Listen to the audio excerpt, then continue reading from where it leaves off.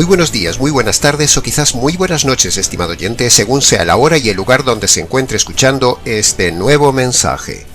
Les habla nuevamente el pastor bautista Nikos Ricoy, director del programa Encuentros y del Ministerio Tinajas, habiendo llenado siempre en este año a cada persona que nos ha escuchado con el agua fresca y limpia de la palabra desde aquí en España.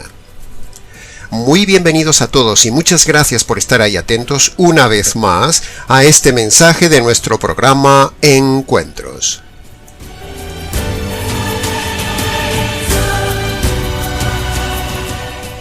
Llegamos hoy, estimado oyente, al 10º y último mensaje del estudio expositivo que hemos venido desarrollando a lo largo de todo este magnífico capítulo 2 del libro de Efesios, que llega hoy a su final, donde hemos visto riquezas grandes y ocultas encontradas en esta joya coralina del segundo libro teológico más importante de toda la Biblia después del libro de Romanos.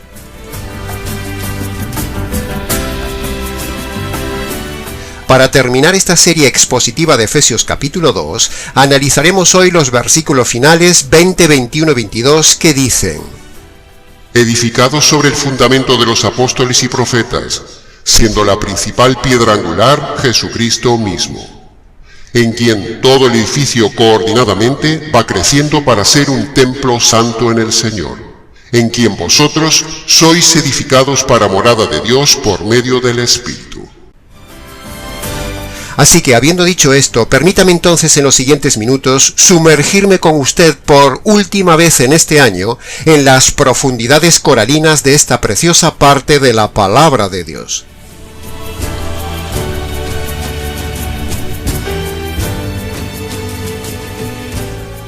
En estos pasajes hay un común denominador evidente que usted puede ver marcado por dos palabras similares: edificio y edificados. Así que, para terminar esta serie expositiva de Efesios, hablaremos brevemente hoy de los 4 temas que encierran estos 3 pasajes basados en esas 2 palabras. Primer tema: la iglesia verdadera es el grupo de convertidos que forma un edificio espiritual, según dice el versículo 21. Segundo tema: la piedra clave del edificio espiritual es Cristo, como dice el versículo 20. Tercer tema: la edificación doctrinal de la iglesia está basada en los profetas y en los apóstoles, como dice el versículo 20. Y cuarto tema: Dios, el Espíritu Santo, mora en un templo humano llamado iglesia, como dice el versículo 22.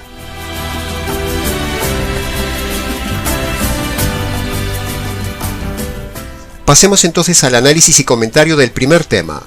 La iglesia verdadera es un edificio espiritual, como dice el versículo 21.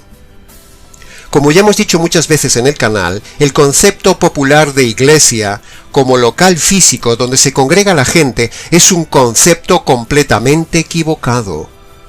La iglesia, bíblicamente hablando, no es un local, no es un edificio. Jesús y los apóstoles en el Nuevo Testamento llamaron iglesia al conjunto de personas convertidas por medio del Evangelio del Señor Jesús, el Señor del Evangelio.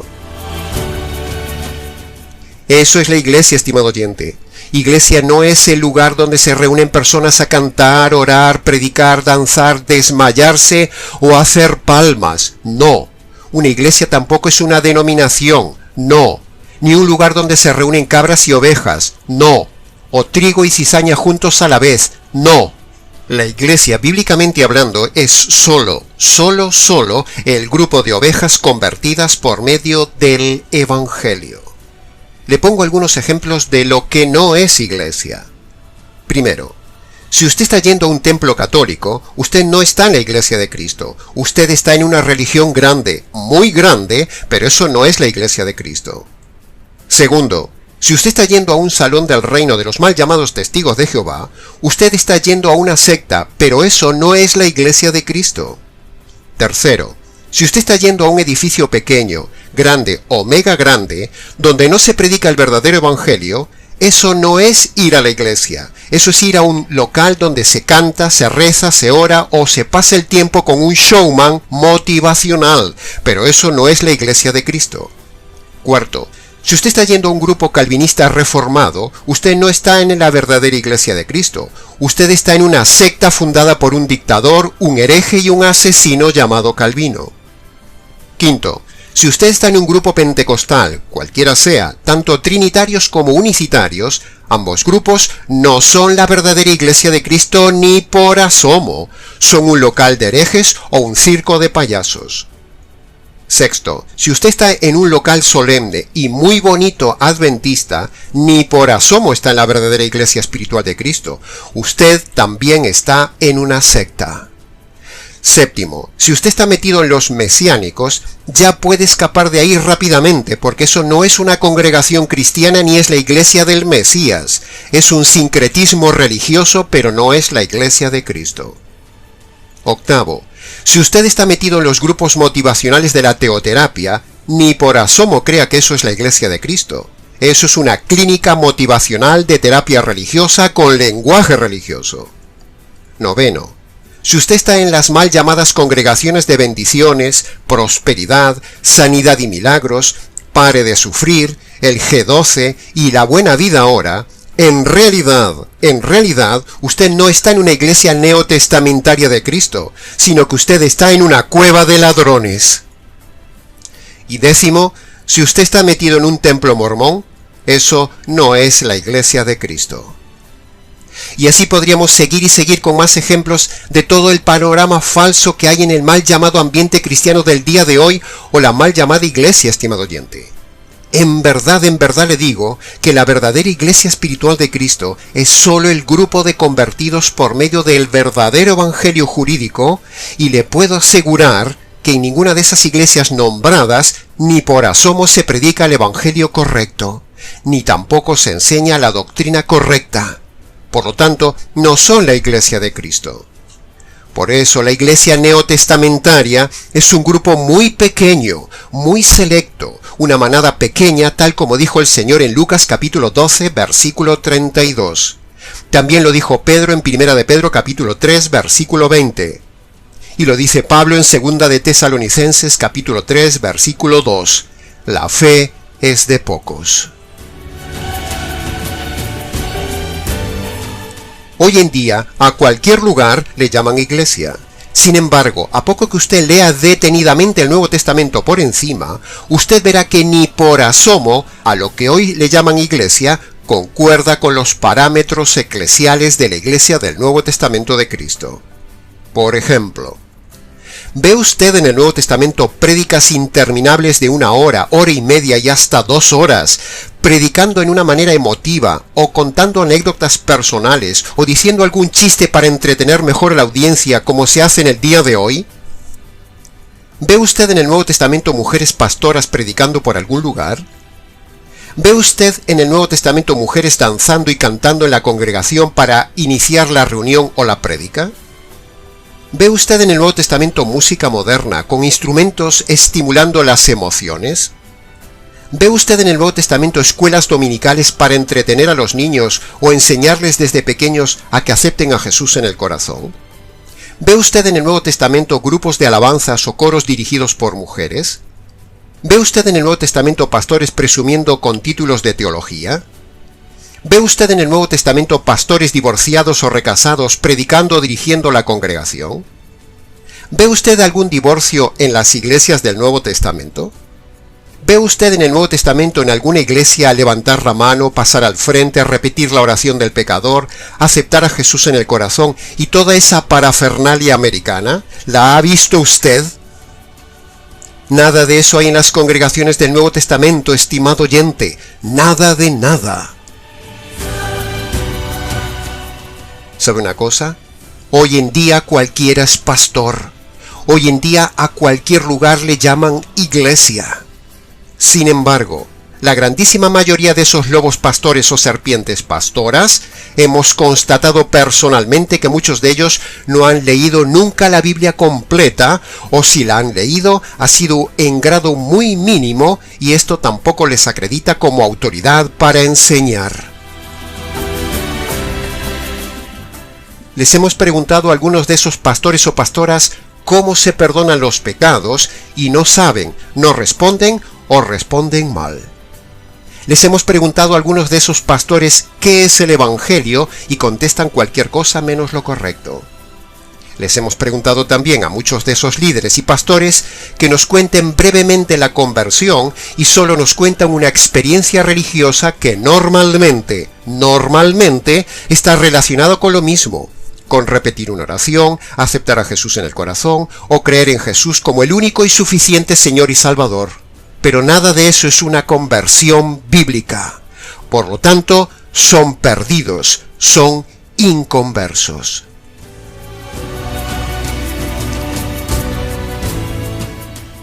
Haga la prueba, estimado oyente, sea valiente. Hágale estas preguntas a su pastor, pastora o a su líder y verá la realidad con sus propios ojos de que esos líderes y pastores no tienen ni idea del tema iglesia y a su vez están formando falsas congregaciones camino de la condenación eterna.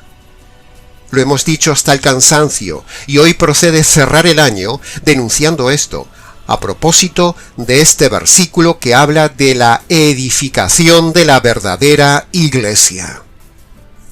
Así que, estimados oyentes, con base a los filtros bíblicos dichos, examine ese lugar donde usted está y examine a esos pastores y salgan de esas congregaciones que no son la iglesia de Cristo.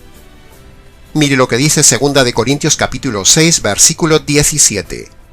Salid de en medio de ellos y apartaos de esos lugares, dice el Señor. No toquéis lo inmundo, y entonces yo os recibiré. No es necesario congregarse, estimado oyente. No es pecado dejar de congregarse, sobre todo en un lugar donde no le enseñan la sana doctrina y donde los pastores son de mala conducta. Porque como siempre decimos, si usted se queda ahí, se está haciendo cómplice de lo que se enseña mal en ese lugar, y entonces Dios se lo demandará a usted el día del juicio. Mire lo que dice Apocalipsis capítulo 18, versículo 4. Oí una voz del cielo que decía: Salid de ahí, pueblo mío, para que no seáis cómplices de sus pecados, ni recibáis parte de sus castigos. Así que, como siempre decimos, es mejor estar solo que mal congregado. La verdadera palabra de Dios no le faltará nunca, estimado oyente, porque aunque hay mucho lobo enseñando falsa doctrina en Internet, sin embargo, parafraseando, podríamos decir que aún quedamos 7.000 hombres fieles que no hemos doblado la rodilla ante Baal, como en los días de Elías. Es decir, no hemos doblado la rodilla ni claudicado ante tanta mala doctrina que corre en el día de hoy, sino que nos mantenemos en las sendas antiguas, en el camino estrecho, en la sana doctrina, en la doctrina conservadora, neotestamentaria y radical, que conste en acta.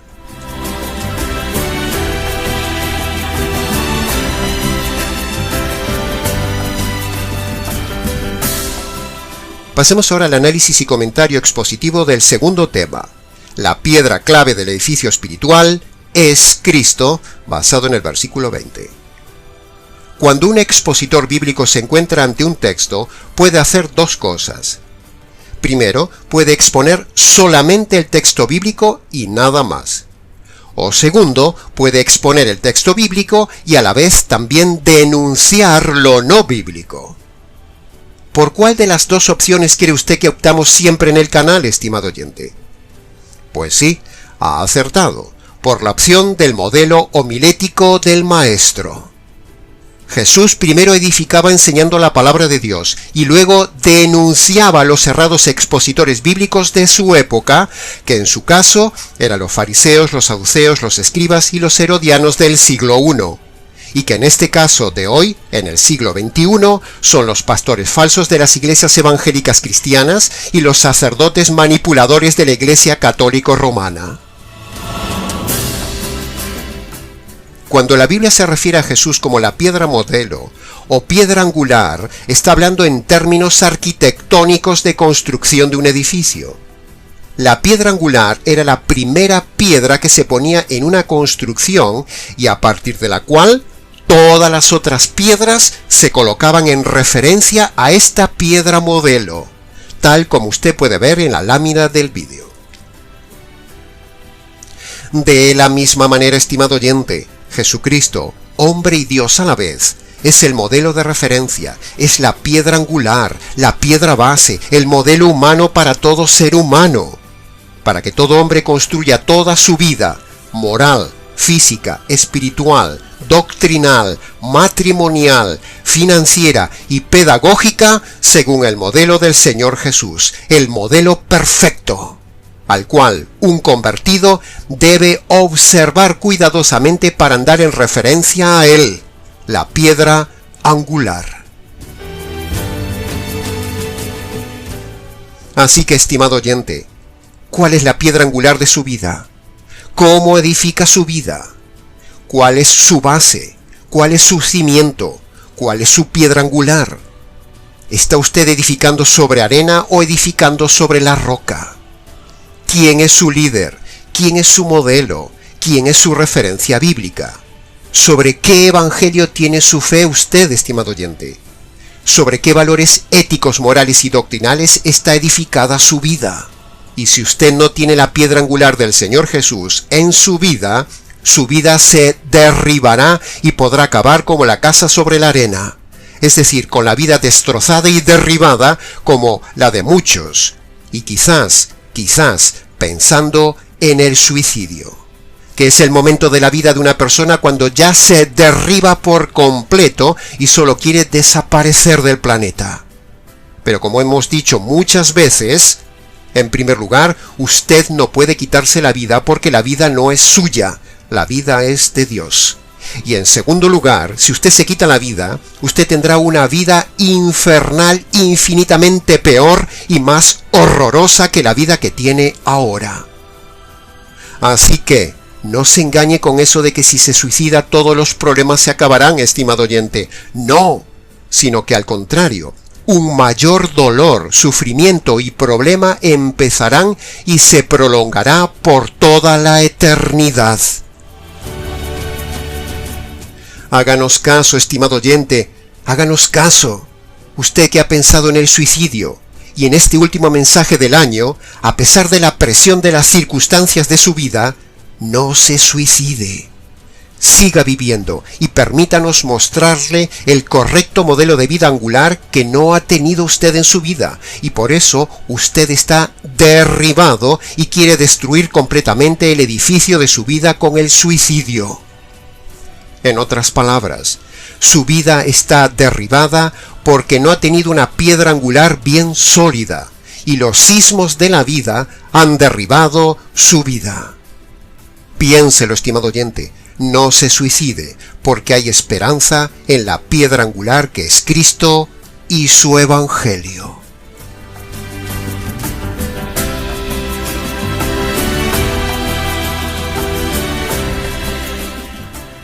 Pasemos ahora a la parte crítica tomando como catapulta el versículo 20 que estamos analizando, donde la Biblia dice que la roca de la iglesia es Cristo, no un hombre, no un apóstol, no un profeta como dicen algunas sectas como los católicos, los mormones, testigos de Jehová y adventistas. En este caso podemos decir, por ejemplo, con contundencia, que la falsa iglesia católica romana ha idolatrado al apóstol Pedro poniendo como roca de su iglesia cuando la roca es Cristo y su Evangelio. Lo mismo sucede con José Smith en la secta de los mormones y otras sectas más. En el caso de la Iglesia Católica Romana, el mismo Pedro dice que la roca es Cristo, no él. Así que la falsa Iglesia Católica no solo está engañada, sino que el Papa que ahora tienen ni siquiera viene de Pedro, ya que Pedro nunca estuvo en Roma ni fue el primer Papa de la Iglesia. Pedro fue el abridor del evangelismo, el abridor de la era de la Iglesia cristiana. Por eso, simbólicamente hablando, Jesús le dijo lo de las llaves. ¿Y para qué sirven las llaves? Pues para cerrar o para abrir, para nada más. Ser abridor, o sea, ser portero, no implica que sea el dueño, ni el fundador, ni la base de la iglesia. Un mayordomo puede tener las llaves, pero no ser el dueño de la casa. Lo mismo con Pedro. Cristo es la cabeza y roca de la iglesia, no Pedro. Pedro solo fue el mayordomo de turno. Al contrario, Pedro tuvo demasiados errores doctrinales y de conducta como para ser la piedra y modelo de la iglesia. Escuche esta lista. Primero, Pedro falló al elegir un apóstol. Eso fue algo muy grave. Segundo, Pedro falló en interpretar el pasaje de Oseas el día de Pentecostés. Tercero, Pedro falló en no comprender el tema de los alimentos cuando Jesús le dijo en Marcos capítulo 7 que se podía comer de todo y él lo negaba hasta en Hechos capítulo 10. Cuarto, Pedro falló en no comprender que podía y debía visitar a los gentiles para llevarles el evangelio, lo cual fue tan grave que hasta el Señor tuvo que reprenderlo enviándole un ángel para explicarle el tema. Quinto, Pedro falló nada más ni nada menos que en ser de tropiezo a otras personas creyentes, como lo vemos en Gálatas capítulo 2. Sexto, Pedro falló en no comprender la importante doctrina de la justificación por la fe en Jesucristo, algo muy grave que Pablo le reprendió en público y cara a cara. Y séptimo, en sus cartas apostólicas lo vemos con una teología muy pero que muy básica. Así que, por todas estas razones y más, Pedro no podría ser nunca modelo, ni piedra, ni guía, ni líder de la Iglesia de Cristo. Simplemente el Señor lo usó porque tenía carácter fuerte y entonces le dijo: Oye Pedro, ábreme las puertas de la iglesia. Y así lo hizo. Lo usó de portero, no de cabeza de la iglesia como dice la errada Iglesia Católica Romana. La Iglesia Católica Romana, haciendo alarde de ignorar las Escrituras y basados en una tradición inventada por ellos mismos, le atribuye a Pedro lo que bíblicamente no es. De hecho, el mismo Pedro con sus palabras rechaza que él sea la piedra de la Iglesia. El mismo Pedro dice en sus cartas que Cristo es la piedra angular, el fundamento de la Iglesia.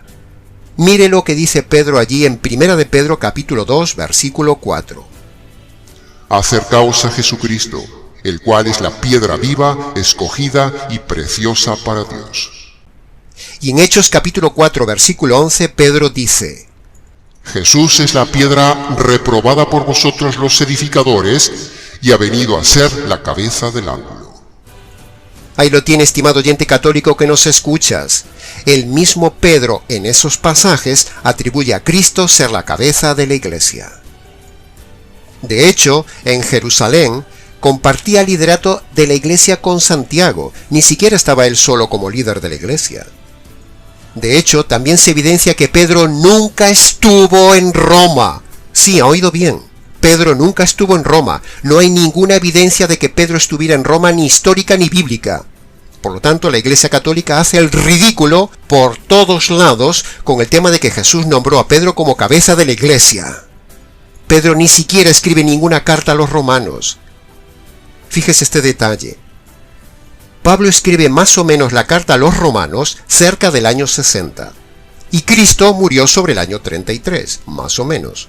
Por lo tanto, es inverosímil creer que Pedro, en más de 25 años después de la muerte de Cristo, Pedro aún no haya ido a Roma. ¿Y por qué decimos que en 25 años Pedro no fue a Roma?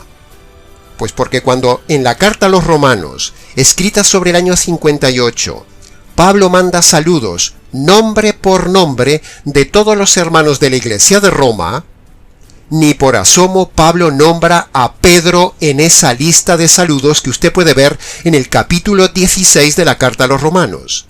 Señal inequívoca de que Pedro no estuvo ni estaba en Roma para esa fecha tan avanzada del cristianismo.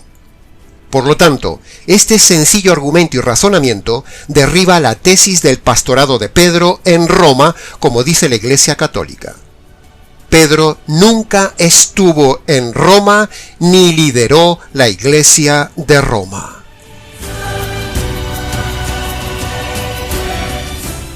Si bien no es nuestra costumbre centrarnos en la parte documental en los mensajes, hoy procedí a contar levemente este dato para demostrar que la piedra de la iglesia no es Pedro, sino Cristo.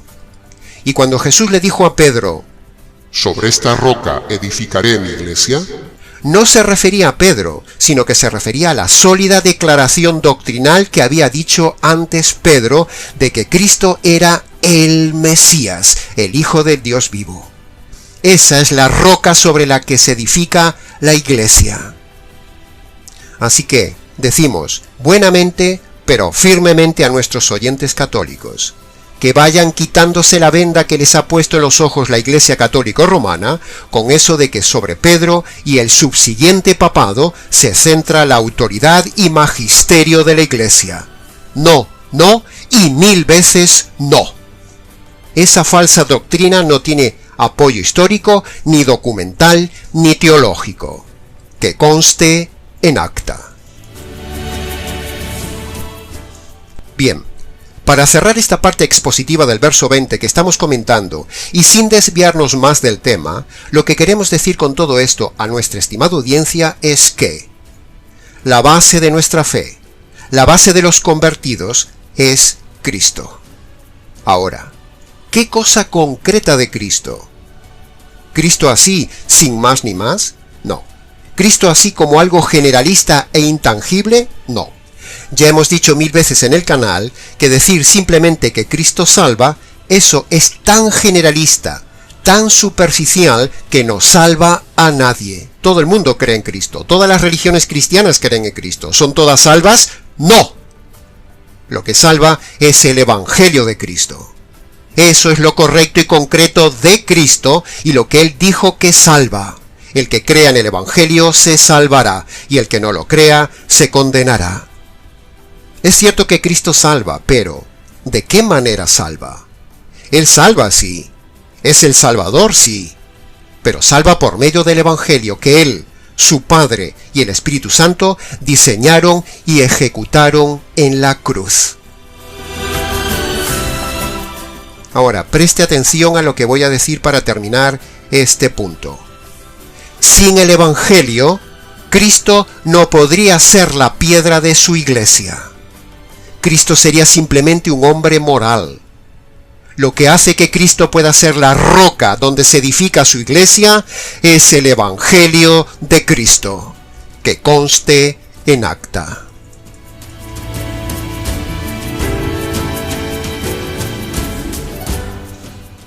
Pasemos entonces ahora al comentario del tercer tema. La edificación doctrinal de la iglesia está en los profetas y en los apóstoles, como dice el versículo 20. A propósito de este tema, tenemos un vídeo específico en el canal titulado Profetas y Apóstoles. Así que rogamos al estimado oyente que por favor escuche luego ese audio, como complemento a este mensaje. También tenemos en el canal un audio breve, una declaración de fe con las doctrinas más importantes de los profetas y los apóstoles sobre las cuales está edificado este canal, este pastor, este ministerio Tinajas y sus congregaciones, y sobre la cual debería estar usted también edificado. Tal como hemos dicho en su día, si alguien quiere recibir la declaración de fe completa por escrito, escríbanos solicitándola al correo del ministerio Tinajas. Creemos que esa declaración de fe basada en los profetas y sobre todo en los apóstoles le servirá a usted para filtrar una congregación, le servirá para filtrar a su pastor y le servirá para filtrar a alguien que se llama cristiano y para filtrarse a usted mismo a ver si está en la correcta fe de los profetas y los apóstoles, porque no todas las denominaciones o iglesias están basadas en la doctrina de los profetas y de los apóstoles. Por ejemplo, la declaración de fe calvinista reformada, bien sea la declaración de fe de Westminster o la insípida declaración de fe de Londres de 1689, ambas son falsas. Los dogmas católicos romanos también son falsos. La declaración de fe adventista es falsa. Las revistas de los testigos de Jehová con sus declaraciones de fe diseminadas en esas revistas son falsas. La declaración de fe de las asambleas de Dios, incluyendo el divorcio y la permisividad del recasamiento, es falsa. La declaración de fe del movimiento misionero mundial también es totalmente falsa. Y así podríamos seguir y seguir con las declaraciones de fe que hay en las páginas web de las denominaciones o de las mal llamadas iglesias cristianas del día de hoy, que no están basadas en los profetas ni en los apóstoles. Esas pocas declaraciones de fe que hemos nombrado como botón de muestra y dadas a modelo de referencia, ejemplo y denuncia, no están hechas sobre la total doctrina de los profetas y los apóstoles.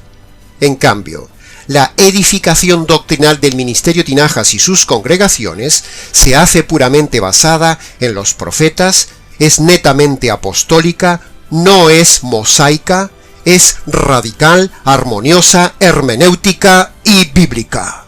Que conste en acta.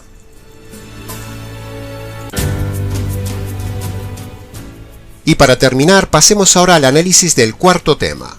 Dios mora en un templo humano llamado Iglesia, según dice el versículo 22.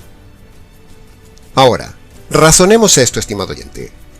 Si Dios mora en los individuos de su Iglesia por medio de la presencia del Espíritu Santo en ellos, como dice este verso 22 y como dice Juan capítulo 7, versículo 39, entonces, en esa Iglesia viva y verdadera, no puede morar nunca ni la más mínima falla doctrinal. Es pura lógica, estimado oyente. Dice la palabra de Dios en Juan 16:13, hablando de los convertidos que forman la Iglesia, dice: El Espíritu Santo, el Espíritu de verdad, os guiará a toda la verdad. Por lo tanto, si el Espíritu Santo mora en un individuo que se ha convertido, y a su vez ese mismo Espíritu Santo mora en todos los convertidos de esa congregación local, y Juan 16:13 dice que el Espíritu Santo les guiará a toda la verdad, entonces es literalmente imposible que una congregación tenga doctrinas equivocadas, porque si tienen doctrinas erradas, es más que evidente que ese pastor y esa iglesia no tienen el Espíritu Santo, ni les está guiando el Espíritu Santo. ¿Y por qué pasa eso? Pues sencillo, estimado oyente, porque no son convertidos. Dice Juan 16:13 que el Espíritu Santo guiará a los convertidos a toda la verdad. Por lo tanto, es un puro círculo lógico, estimado oyente. Miremoslo desde otro ángulo.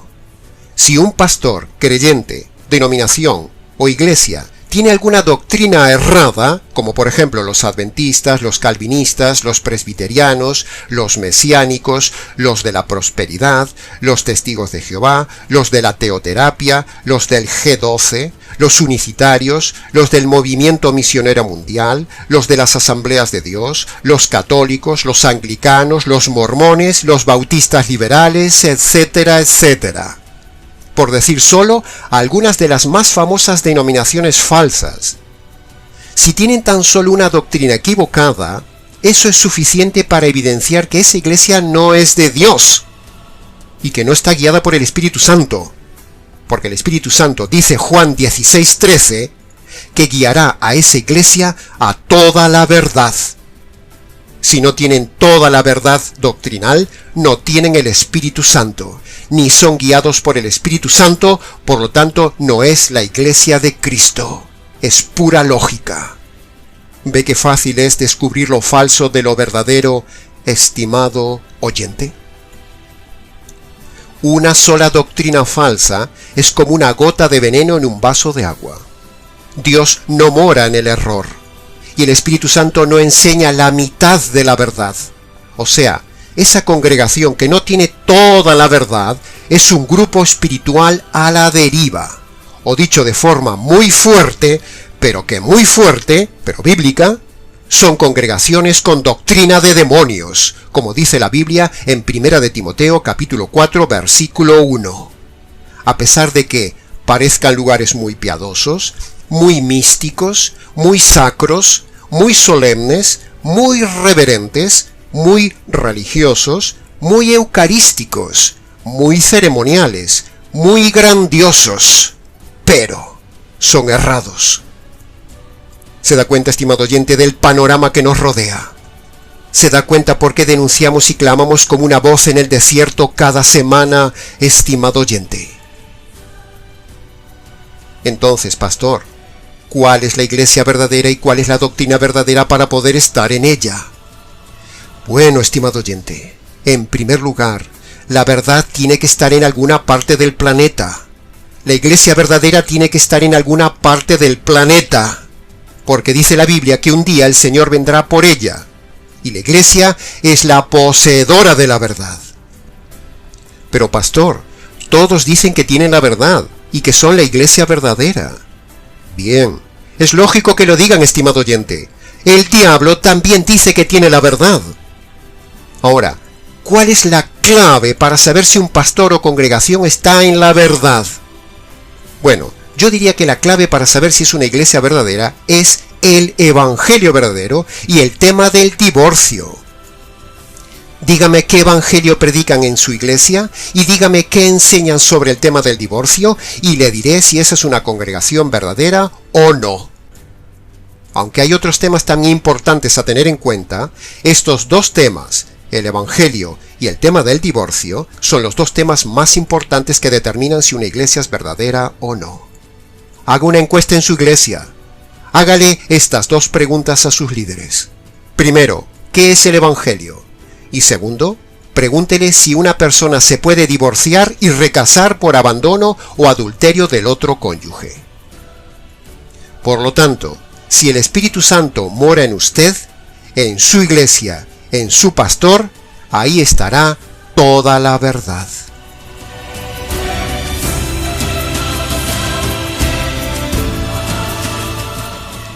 Y para terminar queremos hacer dos cosas, estimado oyente. Primero, lo que hemos hecho durante todo el año desde el primer programa.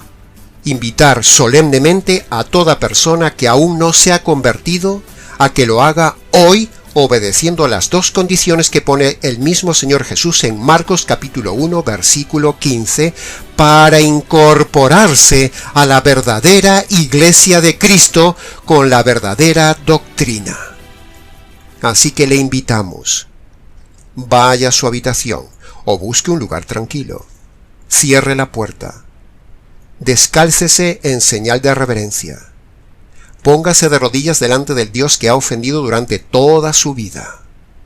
Y ahí, en sus palabras, obedezca las dos condiciones. Primera condición: reconozca sus pecados pasados y abandone sus pecados presentes. Segunda condición: usted merece recibir justicia, la justicia de Dios por esos pecados, pero la justicia le cayó al Señor Jesús en la cruz. Así que aprópiese, agárrese, haga suya esa justicia por medio de la fe. Esa sería la segunda condición. Y antes de levantarse de esas rodillas, dele gracias al Señor por haber encontrado el verdadero evangelio y la verdadera forma de conversión. Luego, si quiere, venga y cuéntenoslo. El segundo punto que queremos decir antes de terminar es agradecer de forma especial a nuestros colaboradores, sin los cuales no hubiera sido posible la realización del programa Encuentros a lo largo de las 52 semanas de todo este año. Muchísimas gracias a todos. Y hasta aquí, estimado oyente, con el último mensaje de la serie expositiva de Efesios capítulo 2. Mucho más se podría haber dicho del tema, pero con todo lo dicho ha sido suficiente. Para preguntas, comentarios y mayor amplitud de los temas, repase la serie o escríbanos nicos@gmx.es. Les ha compartido la verdad, solo la verdad y nada más que la verdad durante todo este año, este expositor bíblico, Nicos Ricoy del Ministerio Tinajas, para todo el mundo hispanoamericano desde aquí en España. Reciba un cordial saludo pastoral y será entonces con el gusto de siempre hasta el próximo año, si Dios quiere, en nuestro habitual programa Encuentros.